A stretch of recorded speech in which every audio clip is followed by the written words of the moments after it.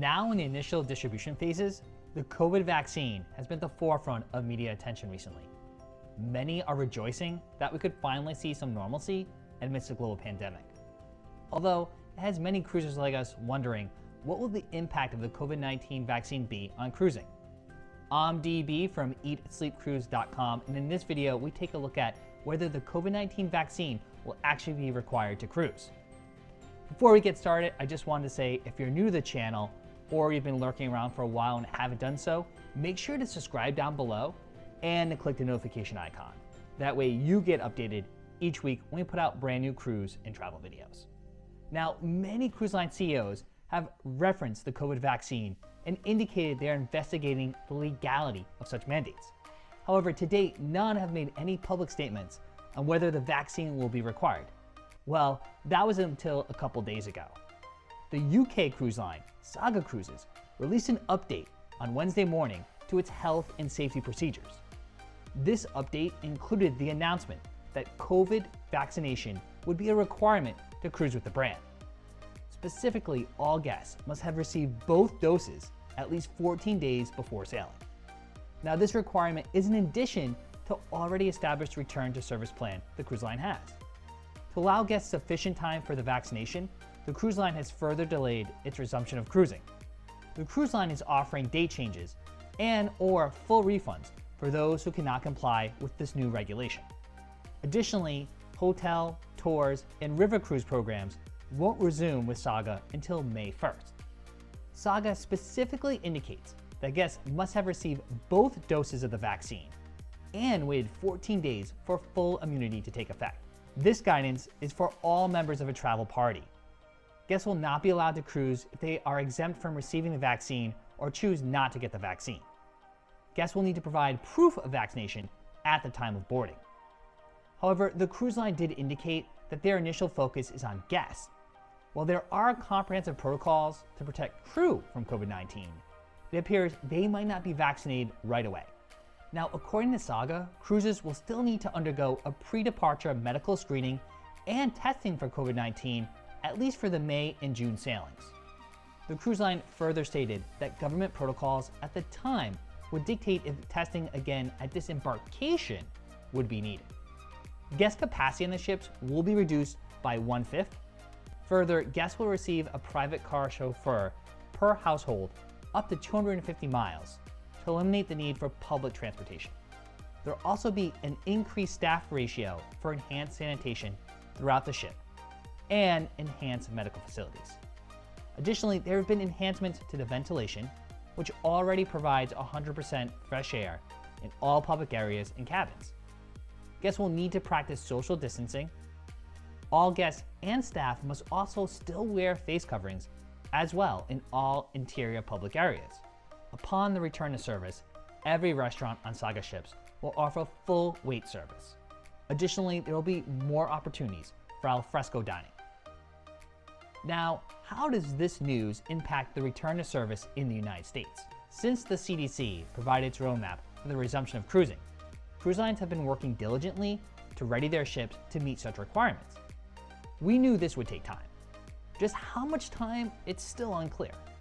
However, many cruise lines have recently provided updates with further delays to their return to guest operations. These updates indicate that we'll likely not be cruising until at least this summer.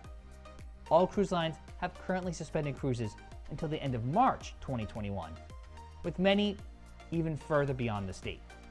For instance, Norwegian Cruise Line, Royal Caribbean, Celebrity Cruises, and Holland America Line have extended their pauses in service through April 30th of 2021.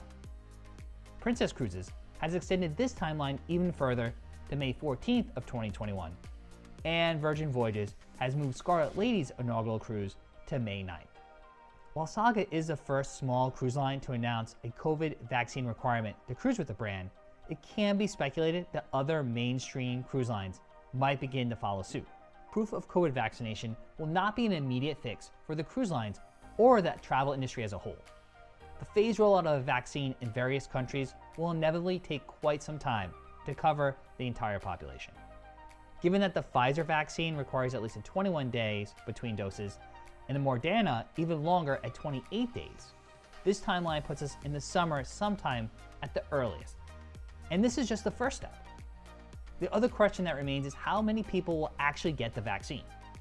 Health officials have indicated that at least 75% of the population will need to be vaccinated before we can achieve herd immunity and some new form of normalcy.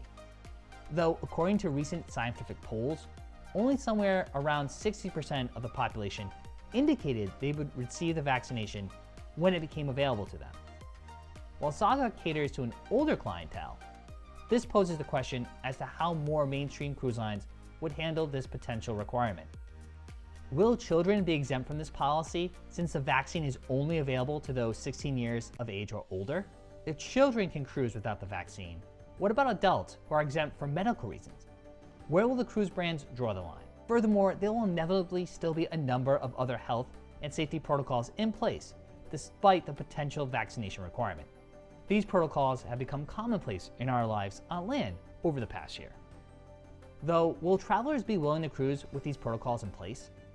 Pre-embarkation COVID testing, social distancing, required face masks, cruise-approved shore excursions only? Will these requirements turn off some would-be cruisers? While we would cruise again with these measures in place, we do realize that they will alter the cruise experience to some degree.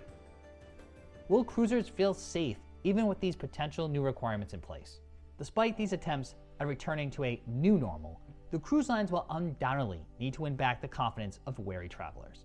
Flying to the cruise port, traveling internationally, safety in ports of calls, quarantined at sea, potential for outbreaks even with the vaccine. These are all customer concerns that will need to be addressed for a return to pre-pandemic cruising numbers. Unfortunately, we know this will take time. Prospective cruisers will need to see that the cruise lines can demonstrate and carry through these protocols and that cruising can truly resume in the United States without any incidents. We are optimistic that this can happen and can't wait to step back on board a cruise ship once again. And there you have it. That's our look at if COVID-19 vaccinations will be required to cruise. But of course, we want to hear from you. Let us know in the comment section below if you'd be willing to get the COVID-19 vaccine if that meant you could take a cruise again. I'm DB from EatSleepCruise.com, and if you enjoyed this video, you know what to do. Make sure to give it a big thumbs up. If you haven't already done so, I asked you to do it before, make sure to subscribe to this channel and to click the notification icon. That way you get updated each week when we put out brand new cruise and travel videos.